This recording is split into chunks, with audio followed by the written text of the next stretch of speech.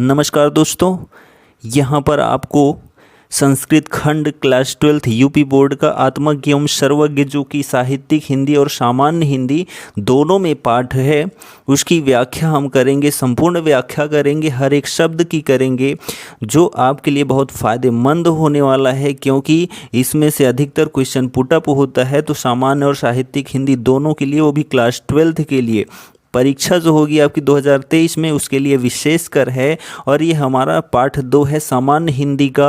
और वैसे अगर हम साहित्यिक हिंदी की बात करते हैं तो शायद पाठ 3 है। ठीक है, तो यहाँ पर जो पाठ आपका होने वाला है बहुत ही इंटरेस्टिंग होने वाला है, आपको समझ में आ जाएगा, ऐसा हम आपको बताएंगे। तो यहाँ पर देर न करते हुए यहाँ पर हम आपको बता दें कि यहाँ पर 3 पात्र हैं, एक याज्ञवल्क्य हैं, एक मैत्रेयी हैं और एक कात्यायन्य हैं। तो यहाँ पर जो याज्ञवल्क्य और मैत्रेयी हैं, इन्हीं दोनों की चर्चा जो है पूरे पाठ में की गई है। कात्यायन्य की जो है चर्चा वो केवल एक बार हुई है। ठीक है, तो यहाँ पर याज्ञवल्क्य और मैत्रेयी की पूरे पाठ में चर्चा हुई है। तो चलिए उन दोनों के वचनों को देख लेते हैं।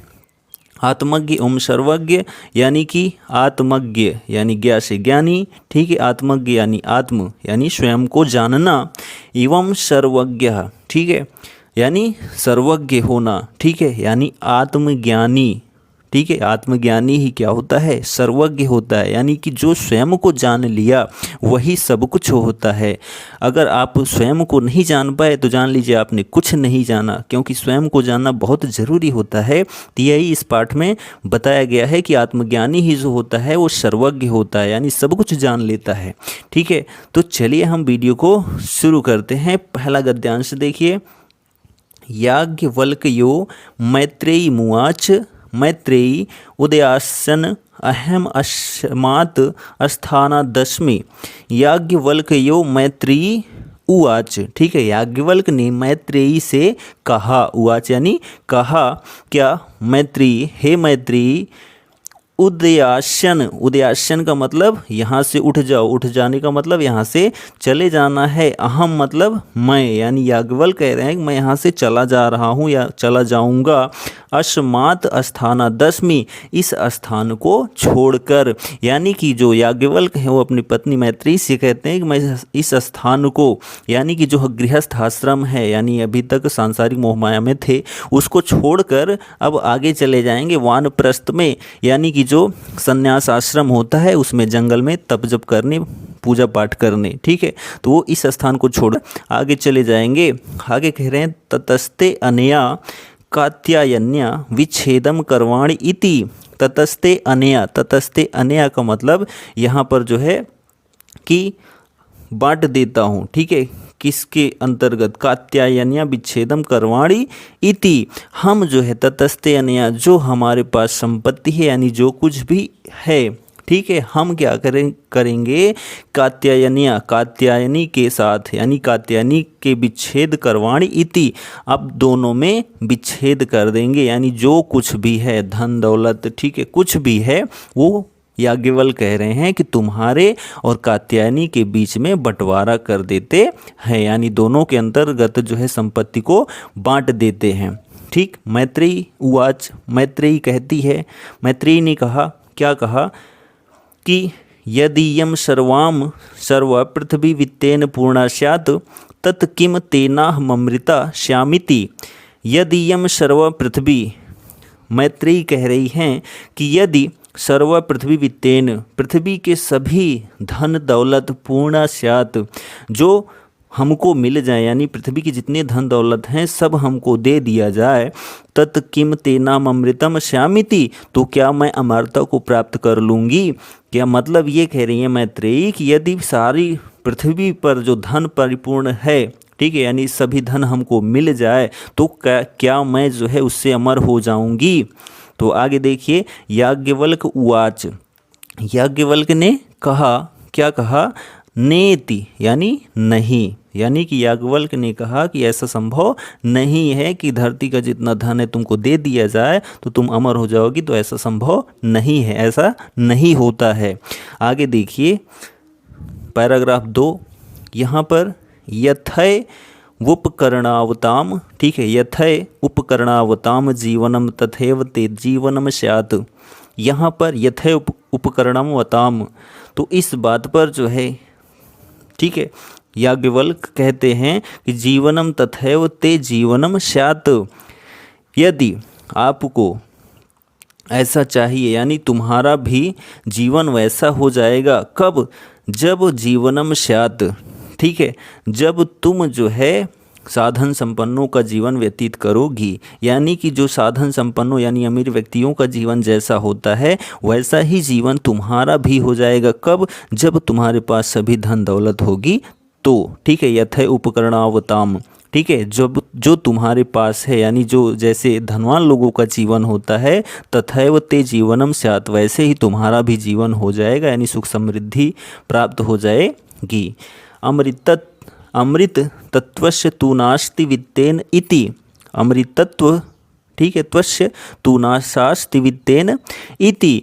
तो यहाँ पर क्या कह रहे हैं कि संपत्ति से अमरता की आशा नहीं है, यानी कि अमृतत्व, ठीक है, अमृत तु नास्ति वित्तेन इति, यानी धन से जो है अमरता की आशा नहीं की जा सकती है। सा मैत्रेयी उवाच, वह मैत्रेयी बोली या कही, क्या? ए नाहामृतम नामृता श्याम किमहम तेन कुर्याम। तो ये बताइए, याज्ञवल्क्य से कह रही हैं मैत्रेयी, सा मैत्रेयी उवाच, मैत्रेयी जो है याज्ञवल्क्य से कहती हैं कि यहाँ पर क्या? ए नाह नामृता श्याम किमहम तेन कुर्याम, तो मैं क्या करूँ जिससे मैं अमर हो जाऊं। यानी कि मैत्रेयी याज्ञवल्क्य से पूछती है, मैं ऐसा क्या करूं, कौन सा उपाय करूं जिससे मैं अमर हो सकूंगी। तो यहाँ पर देखिए आगे, यदयो भगवान, तब जो है मैत्रेयी के पति यानी भगवान, वहाँ पर संबोधन करते हुए जो है मैत्रेयी कहती है, हे भगवान, हे पतिदेव, यहाँ पर आप ये बताइए कि हम क्या करें जिससे हम अमर हो जाएं। तब यहाँ पर देखिए, हे भगवान, केवल ममृतत्व साधनम जानाति तदेव में ब्रूहि, आप जो है अमृत के साधन को जानते हैं तो केवल आप मुझे उसी को बताइए। तदेव में ब्रूहि, केवल आप उसे ही मुझे बताएं, यानी कि आप कुछ भी जानते हैं उससे हमसे नहीं मतलब है। यहाँ पर आप केवल अमृत तत्व का साधन यानी अमरता प्राप्त करने का जो साधन जानते हैं, केवल हमको वही बताइए और कुछ मत बताइए। आगे देखिए, याज्ञवल्क्य उवाच, याज्ञवल्क्य ने कहा, क्या? प्रिया न सती त्वम प्रियम भाषसे, प्रिया न सती, ठीक है, प्रिया न सती का मतलब तुम मेरी पत्नी हो, तुम मेरी प्रिय हो, तुम प्रियम भाषसे, और तुम मीठा बोल भी रही हो, यानी प्रिय बोल भी रही, मतलब तुम मेरी प्रिय तो हो ही और प्रिय बोल भी रही हो। ए ही आओ उपविश बैठो, व्याख्यास्यास्मि ते अमृतत्व साधनम, आओ बैठो, हम अमृत तत्वों की साधना की व्याख्या करेंगे, यानी मैं जो है आपको अमृत के साधन की व्याख्या करके बताऊंगा कि आप अमरता कैसे प्राप्त कर पाएंगी। आओ बैठो। आगे चलते हैं, दूसरा गद्यांश। यहाँ पर पहला गद्यांश खत्म होता है, दूसरे गद्यांश की व्याख्या हम देख लेते हैं। यहाँ पर देखिए, याज्ञवल्क्य उवाच, याज्ञवल्क्य ने कहा, क्या कहा? देखिए, ना वा अरे मैत्रेयी, ना वा अरे मैत्रेयी, अरे नहीं, अरे मैत्रेयी, ना तो पत्युः कामाय पति प्रियो भवति, पत्यु यानी पति, ठीक है, पति कामाय, कामाय का मतलब होता है इच्छा, पति प्रियो भवति पत्यु, अरे मैत्रेयी, पति अपनी कामना के लिए प्रिय होता है, ठीक है, पति अपनी कामना के लिए प्रिय नहीं होता है। ना वा अरे, अरे मैत्रेयी, ना वा, पति अपनी कामना के लिए प्रिय नहीं होता है, यानी जो पति होता है पति की कामना के लिए प्रिय नहीं होता है, पति जो होता है पति की कामना के लिए प्रिय नहीं होता है। ना आत्मनस्तु वै कामाय पति प्रियो भवति, बल्कि वो अपनी कामना के लिए पति प्रिय होता है, यानी कि जो पति होता है अपनी ही कामना के लिए प्रिय होता है, यानी कि जो पत्नी होती है उसका जो पति होता है, पति जो प्रिय होता है, वो पत्नी की जो इच्छाएं होती हैं उसको पूरा करने के लिए पति वो प्रिय होता है, ये नहीं वो पति है इसलिए वो प्रिय है, बिल्कुल नहीं। ठीक, आगे देखिए यहाँ पर, ना व अरे, अरे नहीं, जायायाह, जायायाह का मतलब होता है पत्नी। या भवती, जो पत्नी होती है अपनी कामना के लिए प्रिय नहीं होती है। आत्मनस्तु वै, बल्कि वै यानी वह पत्नी कामाया जाया प्रिय भवती, वह अपनी ही इच्छा के लिए यानी अपनी ही कामना के लिए पत्नी प्रिय होती है। यानी कि जो पत्नी है इसलिए प्रिय नहीं होती है कि वो पत्नी है, ठीक है, बल्कि इसलिए प्रिय होती है क्योंकि उस पति की इच्छा की पूरी यानी उस पति के इच्छा की यानी जो इच्छाएं होती हैं उसको पूरा करती है कौन? पत्नी। इसलिए वो प्रिय होती है, नहीं कि वो पत्नी है इसलिए प्रिय है। ठीक, आगे देखिए यहाँ पर ना व अरे, अरे नहीं, पुत्रस्य वित्तस्य च कामाय पुत्रो वित्रम व प्रियम भवति। पुत्र और वित्त यानी धन, ठीक है, पुत्र और धन जो है अपनी कामना के लिए प्रिय नहीं होते हैं। पुत्रो वित्रम व प्रियम भवति, बल्कि पुत्र और धन जो होता है स्वयं की कामना के लिए प्रिय होते हैं।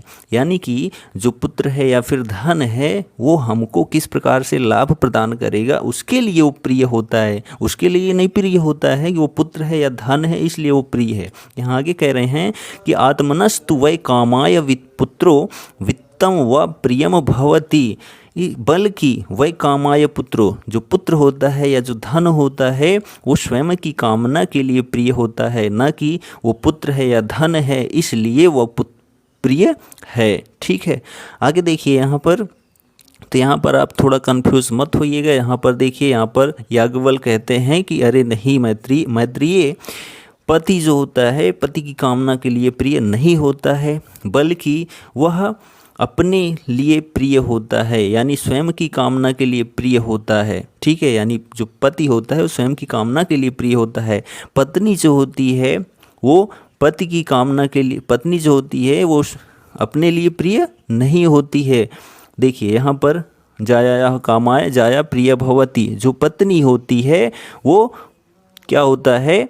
पत्नी की कामना के लिए प्रिय नहीं होती है, बल्कि अपनी कामना के लिए प्रिय होती है। वैसे ही यहाँ पर दिखाया गया है कि जो पुत्र और धन होता है वो स्वयं की कामना के लिए प्रिय नहीं होता है, बल्कि स्वयं की इच्छाओं यानी स्वयं की कामना के लिए पुत्र और धन जो होता है प्रिय होता है।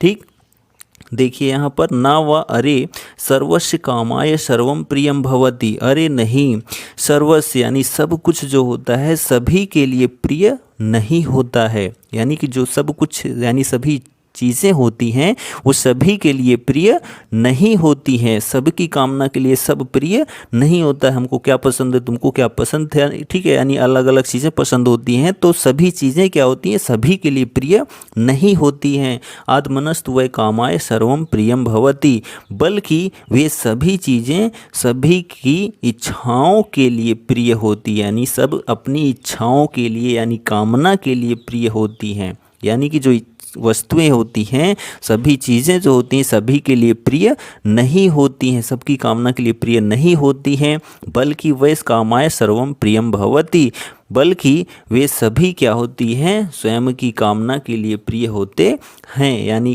किसको क्या पसंद है उसके लिए वो प्रिय है, अन्यथा सब व्यर्थ है।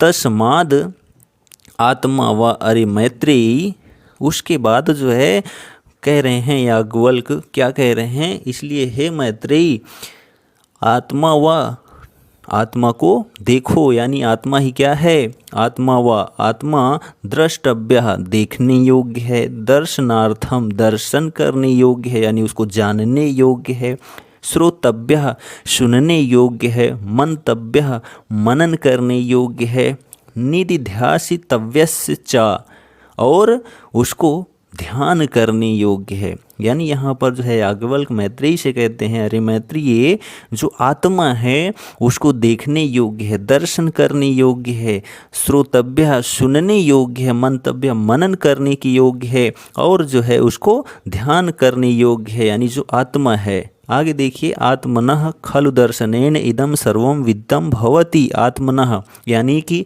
आत्मनः आत्मा का, खलु ठीक है, यानी उसको देखने योग्य, खलु का मतलब निश्चय होता है, दर्शनेन ठीक है, यानी दर्शन यानी देखने, इदम सर्वम विदितम भवति, आत्मा ठीक है। आत्मदर्शन से अवश्य ही यह सब ज्ञात हो जाता है, यानी स्वयं को जान लेने से सब कुछ पता चल जाता है। यानी कि आप अपनी आत्मा को यानी अपने को जान लिए तो आप सब कुछ जान लिए। यही याज्ञवल्क्य मैत्रेयी को समझाना चाहते थे। ठीक है, ये पाठ था आत्मज्ञ एवं सर्वज्ञ और उसकी संपूर्ण व्याख्या थी।